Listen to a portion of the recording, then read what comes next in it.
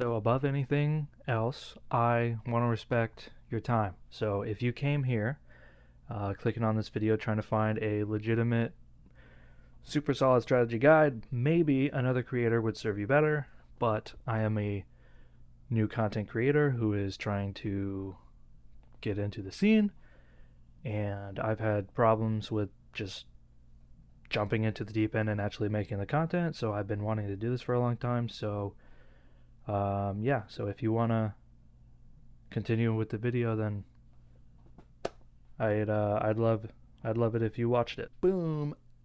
New content creator alert. Jump cuts very horribly and jarring, I know, but you know, we're just gonna get through it. I want to give y'all a quick little snapshot of what we're going to be dealing with here today. We're going to have 4 events. One of them is RNG dependent, or these are my opinions, obviously.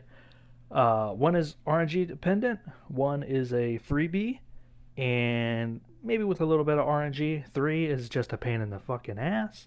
And number 4 is another freebie. So for tier 1, here we go. This is the RNG dependent one, at least in my opinion. Strategy seems to be just pick any one target and just focus them until they go down and become captive. Like I said, I don't think that this is necessarily kill order dependent. Some kill orders might make it easier, I don't know. But it seems like I've seen enough people say that they've got it to work with everybody saying different numbers, you know, or not numbers, but kill orders. So I'm not super sure about that. I personally had success when I focused the damage dealers first. But like I said, I've seen people say that they did it targeting Wrecker first, so I don't know. I am leaning towards attacking doing the attackers is actually more effective. Hey, like I said, y'all, I told y'all at the beginning of the video, if you wanted a legit guide, maybe someone else would have done better. Actually, definitely someone else is going to do better. But it was an easy enough excuse for me to make my first video, so here we are. So the other thing is I like to use the basic ability on the borrowed unit and always target CX too, because it lowers his cooldown, and then the more he has cooldown, he can do disarm more often, which gives you a lot of really good buffs. It's really nice because he gives himself speed up, the tanks get 30% bonus protection, and I think it's really nice and really important to constantly try and get as much disarm out there as possible so that you can keep yourself alive.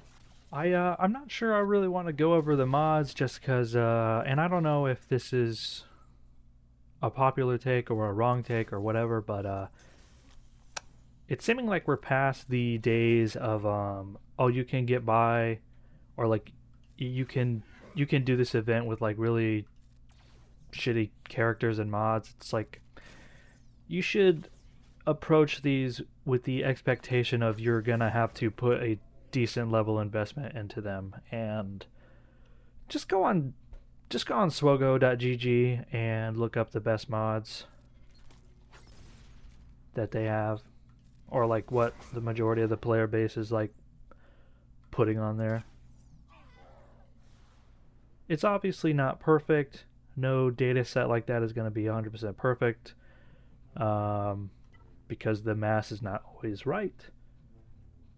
But it's pretty generally in the ballpark.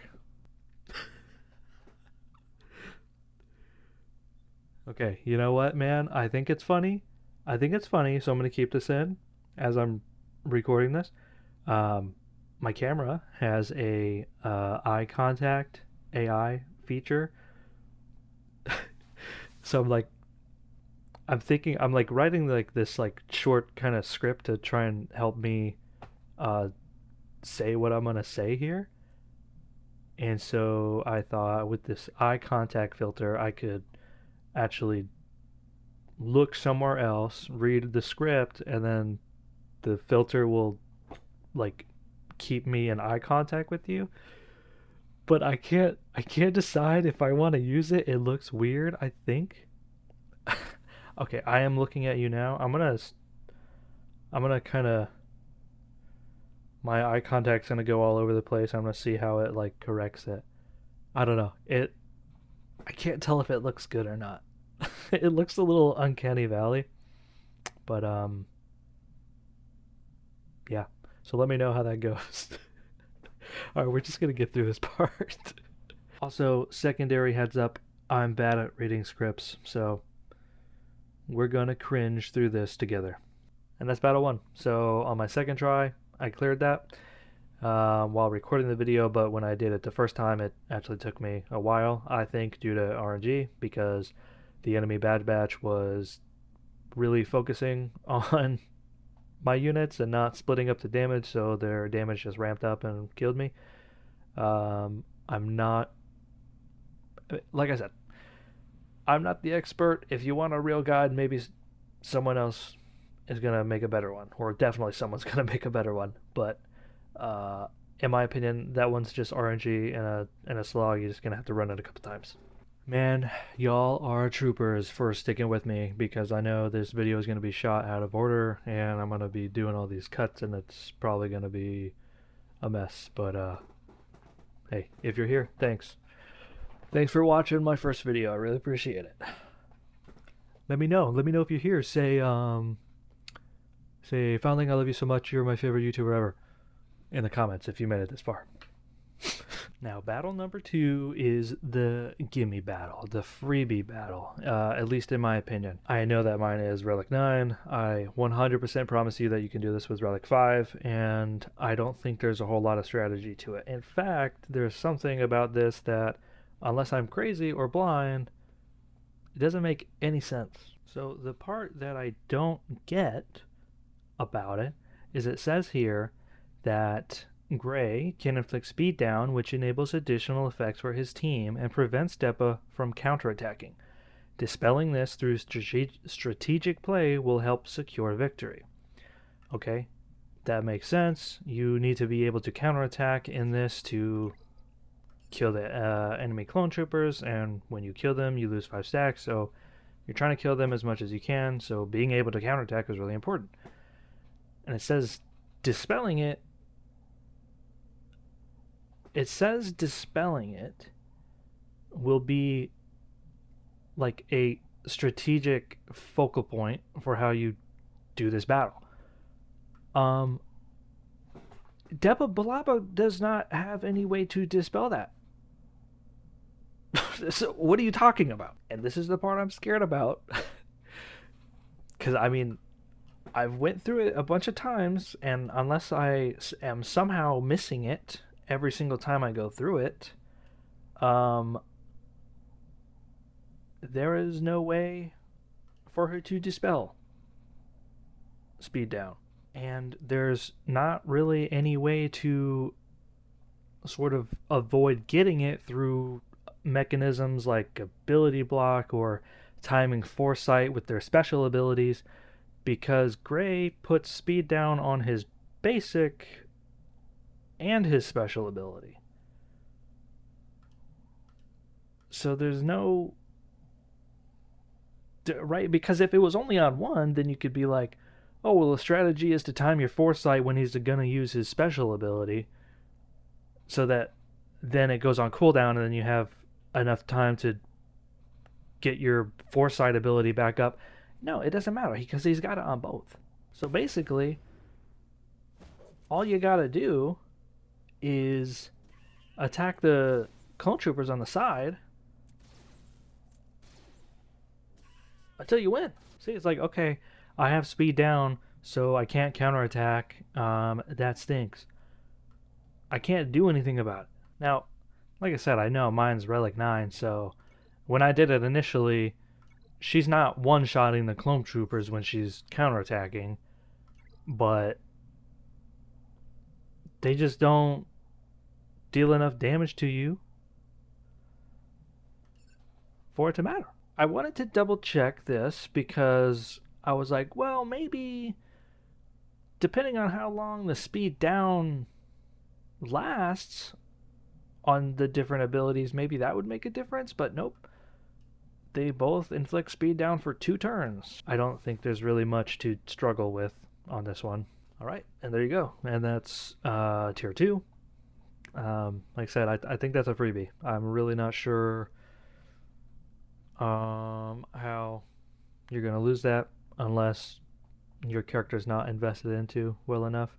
I promise you can do it with Relic 5, which is the base requirement. You don't need crazy mods, just decent enough. You should expect to put a relative amount of investment into these new characters to beat these events, but I don't think there's anything crazy needed there. So we're on to battle number 3, which there is a strategy to it.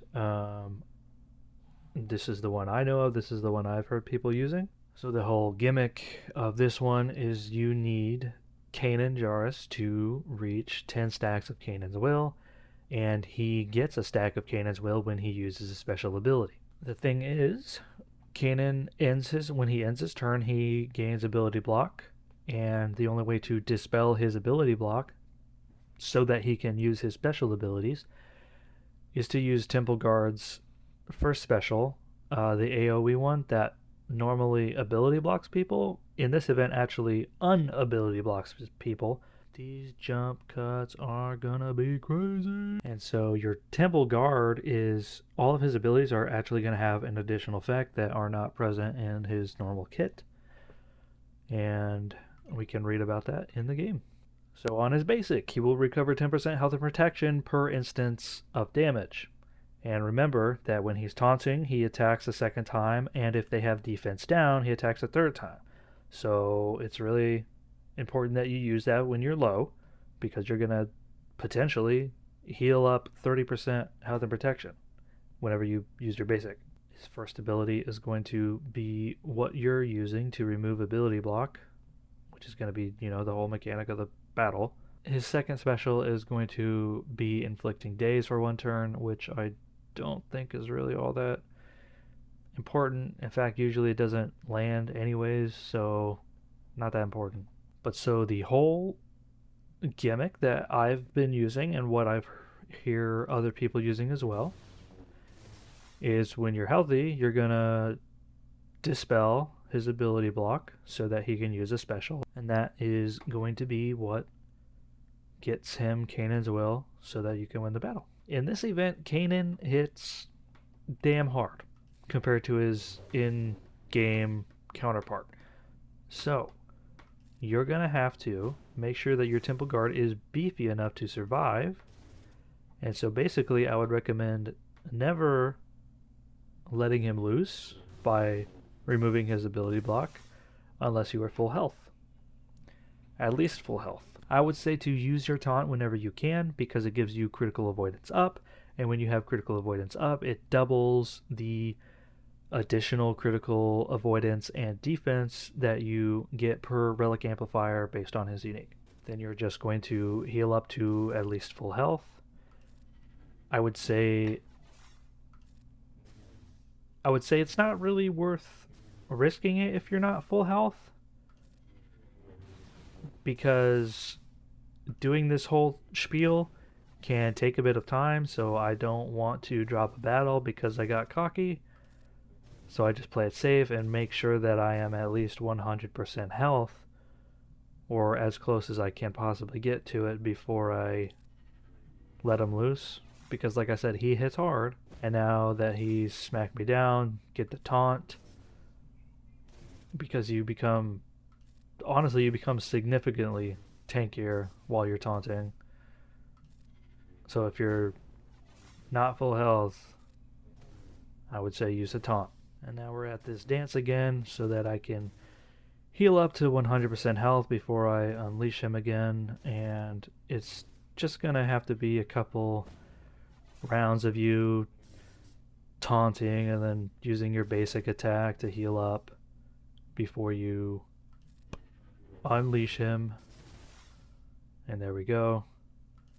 Taunt again. Heal up. Another reason that you really want to use your taunt as much as you can, because his basic attack will attack a second time if he's taunting, so that's basically, when you use a basic attack, that's a guaranteed at least 20% health and protection recovery instead of just 10. So it's always nice to try and get those guarantees when you can. There we go at the final stretch. See, this is what I'm talking about. I don't know, man. I know I'm pretty much 100, but like, you could get a little bit closer to 100, and I don't want to risk it. I'm already at 9 stacks, so you know what? I'm just gonna play it safe. I'm gonna heal up a little bit more before I let him go, cause he hits hard, man. You don't wanna mess with it. So there you go. There's battle number 3. Pretty straightforward. I think there's a little bit of strategy in it, but it's just kind of annoying if your temple guard is not beefy enough to survive the attacks. It's just gonna dictate how safe you really have to play it. And here we go. It's battle number 4, the one you've been waiting for, the penultimate, battle of the journey. And it's not interesting. Guys, I'm going to be honest. I really don't think that it's even possible to lose this. I really don't think it is. In fact, I'm going to try to lose. I'm going to just use basic attack the whole time. No specials. Unfortunately, this is a gifted unit, so you can't even use the excuse of like, well, it's relic dependent or god mods dependent. It's just, you're giving this guy. Oh boy. I'm just glad y'all are going to see the edited version and not me going through this live. This is taking forever. This is like the Naboo raid. Though still, it's not as bad. It's not as bad as the Naboo raid. The Naboo raid is... Oh my god. I have to do it, y'all. I have to do it so I can remain authentic. I really did this shit, y'all. I really did it. Oh my god. Oh my god. And there's no auto basic button, dude. Oh my god, bro.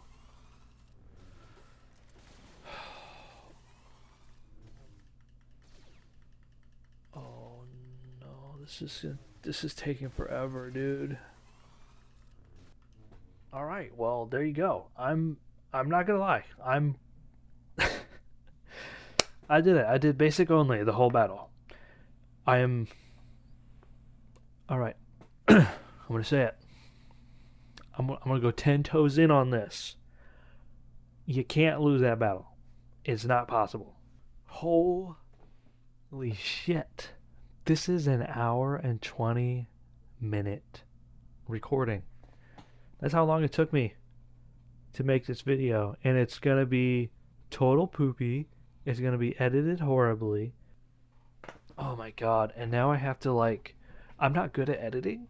I haven't done it in forever, so this is probably gonna take me like 2 hours to cut this up because I'm just not efficient at it. But hey, that's why you gotta get out there. You gotta put out your first video and just like get into it, you know. So start building the muscle, the content creation muscle, I guess you could call it. I think I've heard people call it that before. I know what I'm talking about. Yeah, so if you guys enjoyed, like it. I would love a subscription if you think that maybe I might make something you would enjoy later on. I do stream. I believe, I'm pretty sure I've got my Twitch and my YouTube somewhere. Oh man, it's gonna be so fucking annoying cutting through these fucking videos, bro. God damn it, dude. They need to make an AI editor. That's what they need to do. And if you're at this part of the video, thanks for checking me out. Thanks for coming to my first YouTube video. It is really scary for me. I'm not gonna lie, but in the words of the great Shia LaBeouf, yesterday you said tomorrow, so just do it.